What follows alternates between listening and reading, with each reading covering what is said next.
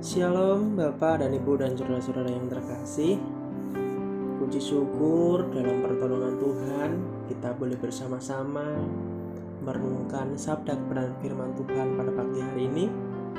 Dan sebelum kita mengawali renungan kita pada pagi hari ini, mari kita bersatu di dalam doa.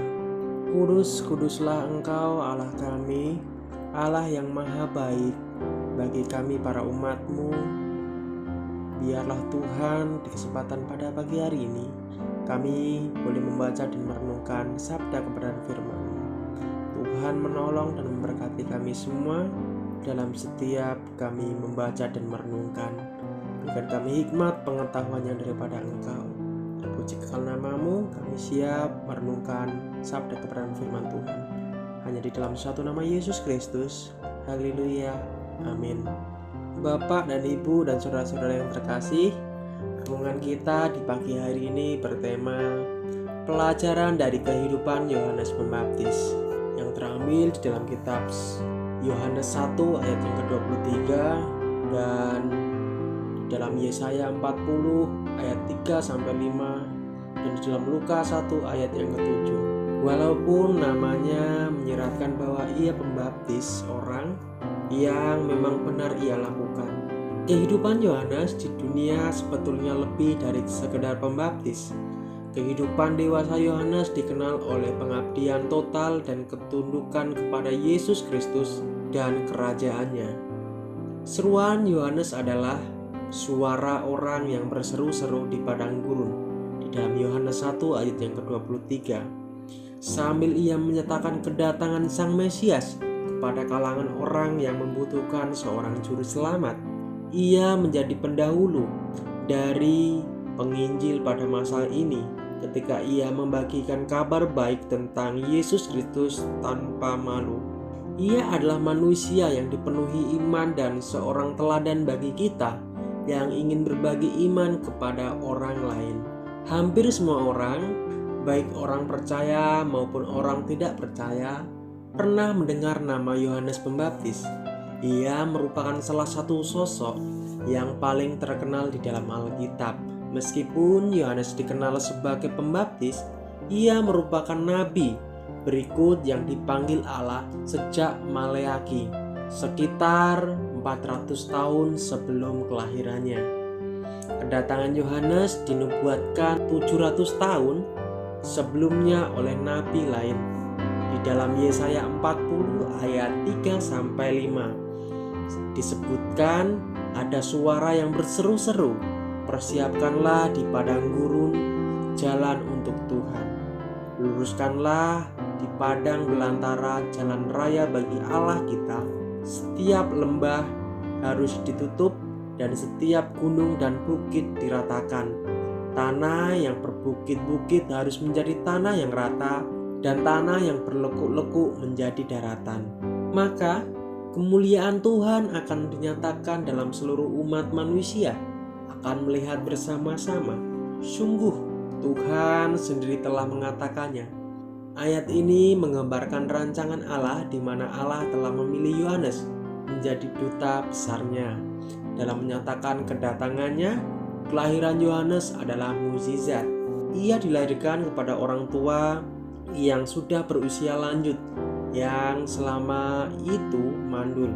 Di dalam Lukas 1 ayat yang ke-7, malaikat Gabriel menyatakan pada Zakaria, seorang imam Lewi, bahwa ia akan dikaruniakan seorang putra, sebuah berita yang sulit dipercayai Zakaria.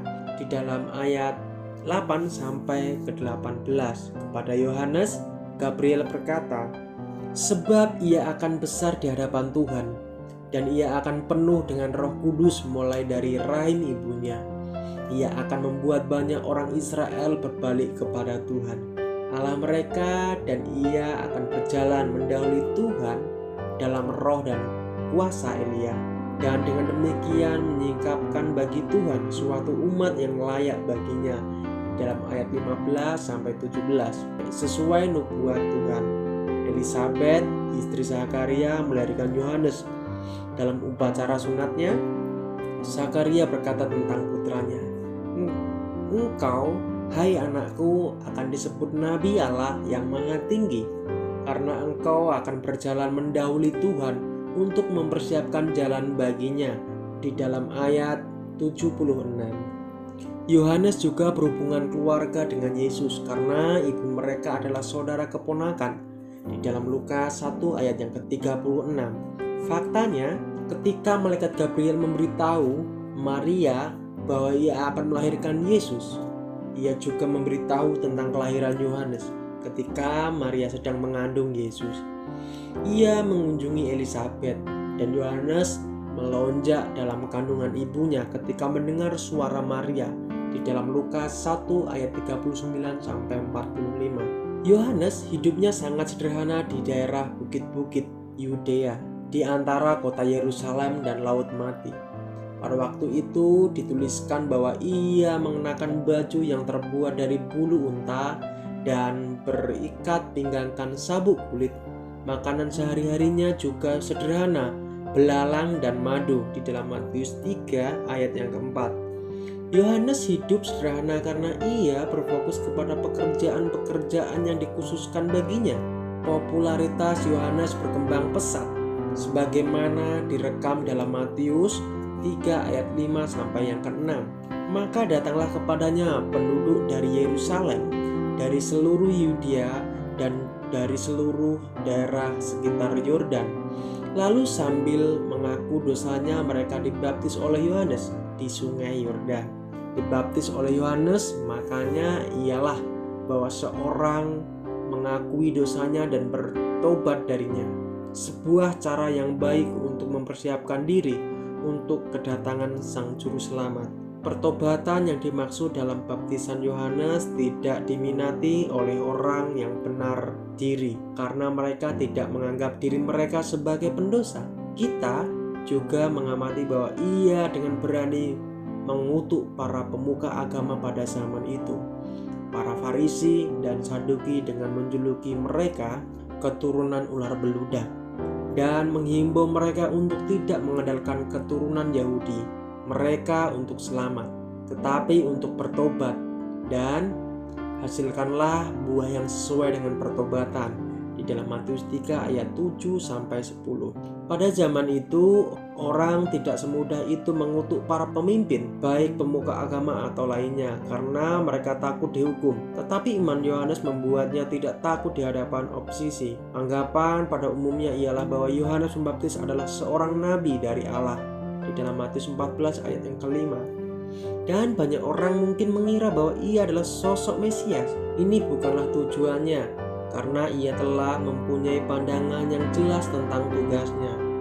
Di dalam Yohanes 3 ayat 28, Yohanes berkata, "Kamu sendiri dapat memberi kesaksian bahwa aku telah berkata, aku bukan Mesias, tetapi aku diutus untuk mendahulinya."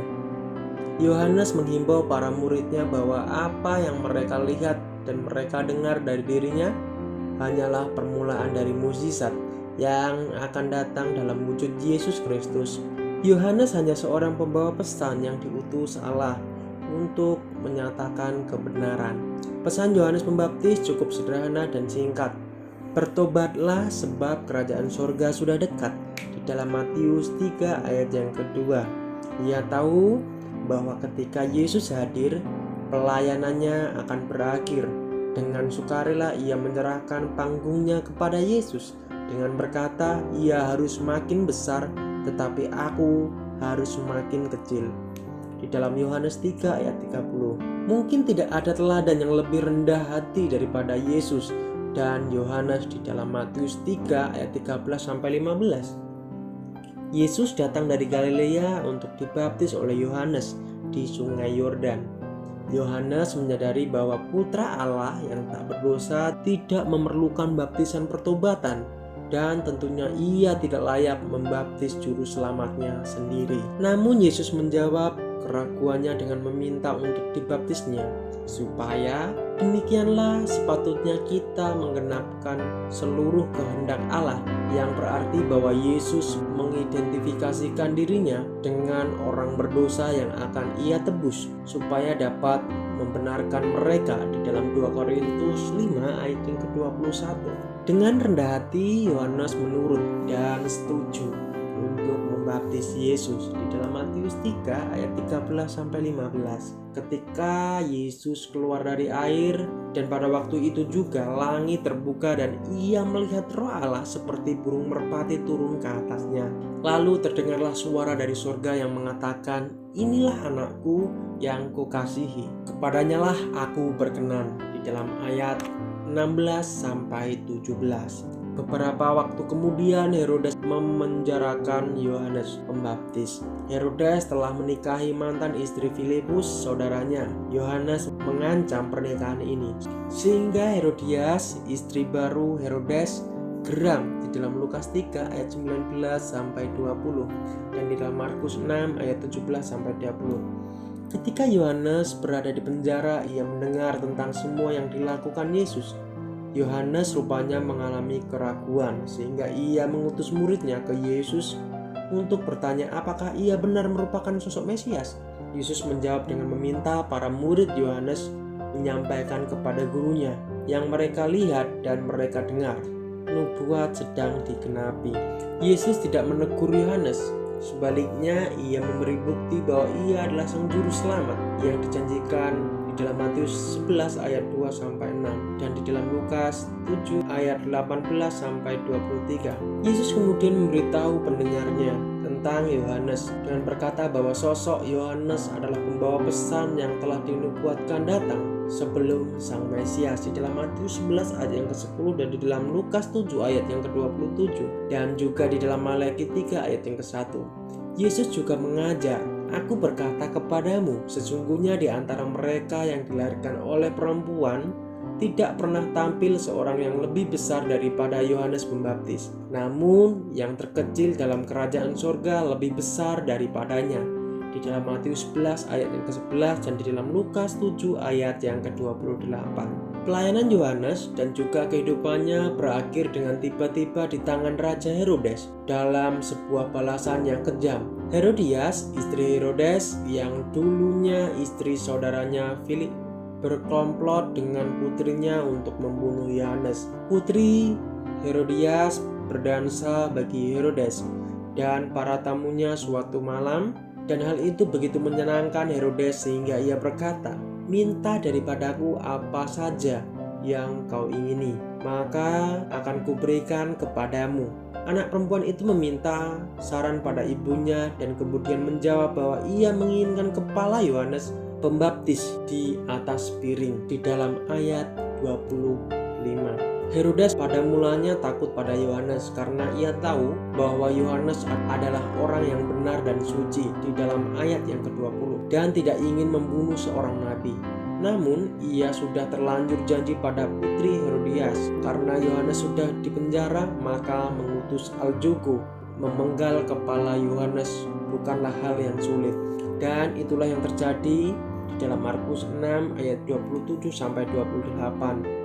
Akhirnya kehidupan orang yang begitu setia sangat menyedihkan dan tak pantas. Ada beberapa pelajaran yang dapat kita pelajari dari kehidupan Yohanes Pembaptis. Pertama, mempercayai Yesus Kristus dengan segenap hati adalah yang mungkin. Yohanes mengetahui bahwa Sang Mesias akan datang. Ia percaya sepenuhnya akan hal ini dan menghabiskan waktunya mempersiapkan jalan bagi kedatangan Tuhan di dalam Matius 11 ayat yang ke-10.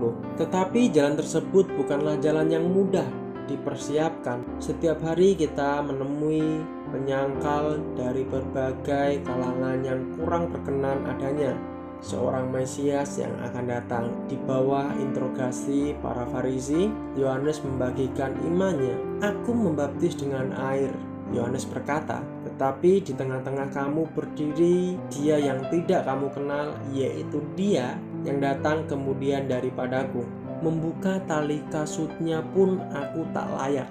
Di dalam Yohanes 1 ayat 26-27. Yohanes beriman pada Kristus dan imannya sudah menyiapkan dirinya untuk masa yang sukar, tapi juga untuk mengikuti jalan yang telah disiapkan baginya sampai pada waktu ia dapat berkata, "Lihatlah anak domba Allah yang menghapus dosa dunia. Di dalam Yohanes 1 ayat yang ke-29.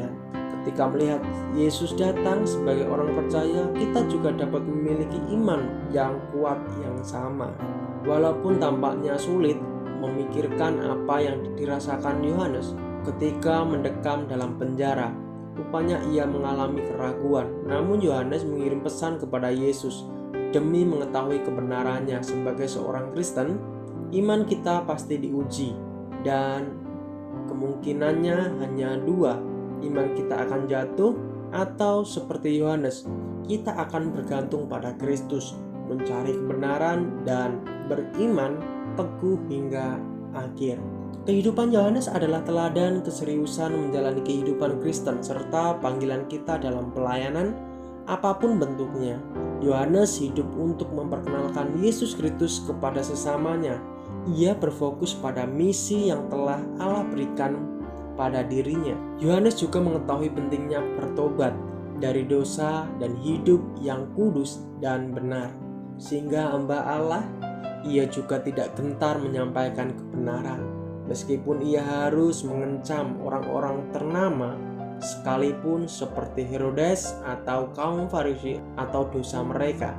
Yohanes dipercayai dengan pelayanan yang unik, namun kita juga dipanggil untuk membagikan kebenaran Yesus dengan sesama kita.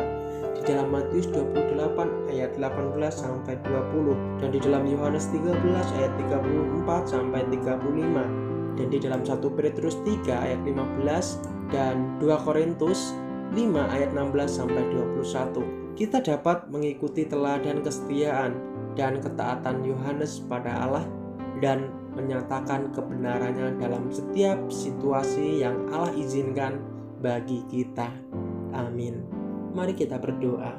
Mohon ampun ya Bapa dalam setiap dosa pelanggaran kami para umat-Mu. Bapa, kami di pagi hari ini boleh merenungkan sabda kebenaran firman-Mu. Biarlah kami mencontoh kehidupan Yohanes Pembaptis yang telah Engkau utus. Bapa, kami bersyukur ya Bapa, kami boleh mengetahui iman Yohanes yang teguh dan setia kepada Engkau. Biarlah ya Bapa, Engkau dapati kami setia Bapa sampai akhir. Bapa, kuduskan kami, sucikan kami, sehingga kami layak di hadapan-Mu dan kami serupa dengan Engkau. Hanya di dalam satu nama Yesus Kristus, Allah yang memberkati kami. Haleluya. Amin. Shalom, selamat pagi.